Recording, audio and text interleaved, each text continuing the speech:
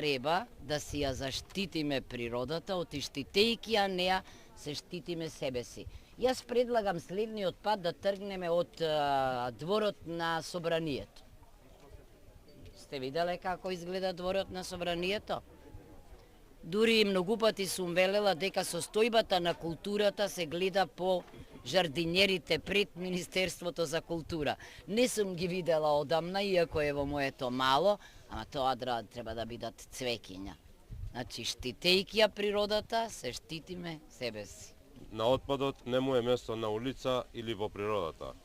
Ние како влада и како Министерство за животна средина и просторно планирање ги поддржуваме сите акции во кои се покажува силна иницијатива, јака волја, инклузивност и желба да бидеме дел од промените со кои ќе се овозможи подобра иднина за нас и за следните генерации.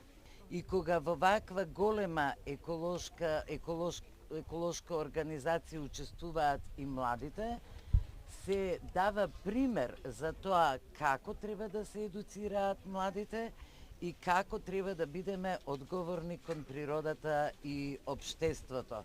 И практично денеска не само во Скопје, туку и ширум Републиката, на повеќе локации каде што има и волонтери, се приклучи ЗЕЛС, односно локалната самоуправа да помогне во овој процес.